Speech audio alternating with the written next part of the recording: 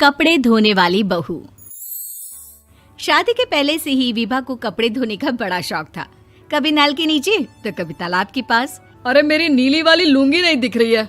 विभा की अम्मा, कहाँ रखी है लुंगी? अरे वो तो विभा ने परसों ही धोकर रखी थी आपकी अलमारी में, देखो वहीं होगी।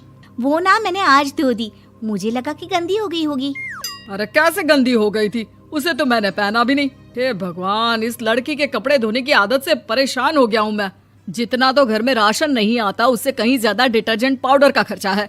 इसकी शादी करवा दो, शादी जाए अपने घर में ही करे काम, फिर चाहे घर के कपड़े धोने हो या पूरे गांव के। हाँ ठीक बोल रही हूँ, देखता हूँ मैं कोई लड़का। वो दिन भी आ जाता है जब विभा को देखने लड़के वाले आ जाते हैं। लड़की मुझे अच्छी लगी।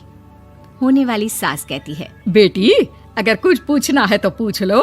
वैसे तो हमारी लड़की बहुत ही शर्मीली है, जो बोल दो वो मान लेती है, इसे क्या पूछना होगा। अरे कैसी बात कर रही हो माँ, मुझे इन लोगों के घर रहना है, सवाल तो कई है। हाँ हाँ बेटा, पूछ लो ना, क्या पूछना है। आप लोगों के घर कपड़े कौन धोता है? सास का मुंह बन जाता है। देखो, अगर तुम ये कहना चाहती हो कि तुम्हें कपड़े धोने नहीं आते तो सुन लो, कपड़े मैं ही धोती हूँ, लेकिन तुम्हारे आ जाने के बाद मैं रुमाल तक नहीं धोऊंगी। अरे चुप रहना भाग्यवान, बहू बेचारी घर आई नहीं, उसे डराना शुरू कर दिया। वो क्या है ना बिटिया, अभी तक तो ये कल्लू की माँ ही धोती थी, लेकिन अब तुम्हारे पापा तो दहेज में वॉशिंग मशीन देंगे ही। तभी विभा की माँ बोल पड़ती है, सवाल भी पूछा तो क्या। वैसे भाई साहब, मशीन की तो फिर भी कपड़े धोने की कैपेसिटी होती है। मतलब जो बिटिया दे रहे हैं ना विभा, इसे कपड़े धोने का बहुत शौक है। ये आप लोगों के क्या, आस पड़ोस गांव मोहल्ले सबके कपड़े धो दे और उफ तक ना करे। बाहर देखा नहीं आपने कितने कपड़े सूख रहे हैं? सब हमारी बिटिया ने ही तो धोए हैं। बस भी करो ना माँ, शर्म आ रही इतनी तारीफ सुनकर।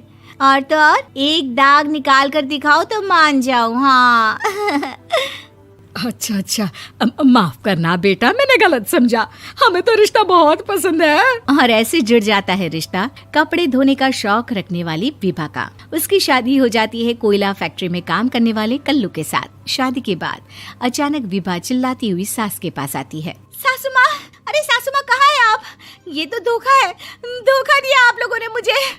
इसे ससुर के चक्कर के बारे में पता चल गया। अरे तो उसमें तुझे क्यों धोखा मिला है? अरे नल में पानी नहीं आता, कपड़े कैसे कब धुलेंगे?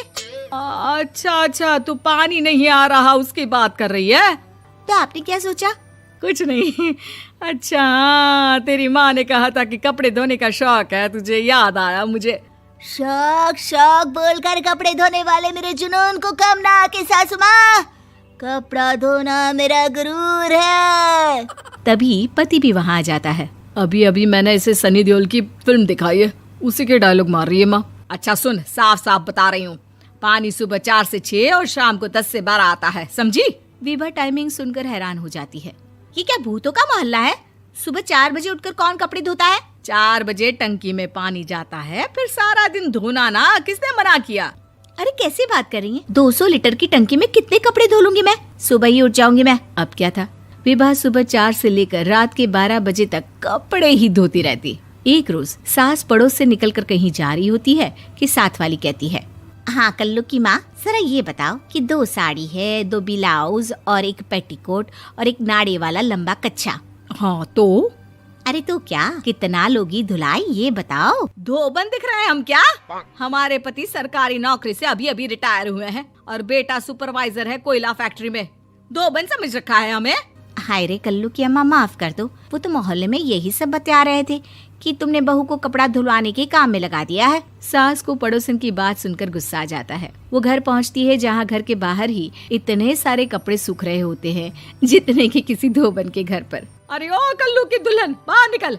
माँ जी यहीं आ जाओ, बाथरूम में चादर धो रहे हैं हम। अरे अभी हम धोते हैं, तुमको बाहर निकलो। ये आस पड़ोस वाले बोल रहे हैं कि हम बहू से कपड़े धुलवा कर उसे कपड़ा धोने वाली बना दिए हैं। अरे छोड़ो ना माँ जी, किन लोगों की बातों में आती हो? आस पास के लोगों का तो काम ही होता है कि वो किसी तरह सास बहू को लड़ा दे। बहू सारे घर के कपड़े धोती है, ये क्या कम है? बोलिए। सास को भी लग जाता है कि वो बहू का ये सनकीपन नहीं छुड़वा सकती, इससे अच्छा है कि खुद ही चुप हो जाए। एक रोज सास और बहू मंदिर जाते हैं, जहाँ सास की साड़ी वहाँ खड़ी भीख मांगने वाली से मिलती है। माँ जी क्या बात है, आपकी साड़ी उस भिखारन से कितनी मिल रही है ना? हाँ हाँ देखो तो, दोनों की साड़ी मिल रही है। क्या बात है कल्लू की अम्मा, तुम खुद को तो अफसर की बीवी बताती हो और ऐसी सिंपल सी प्लेन साड़ी पहनकर घूमती हो। सिंपल और प्लेन नहीं है ये साड़ी। तो क्या सोने के धागे से फूल बने हैं? कुछ भी सासू माँ, कुछ भी।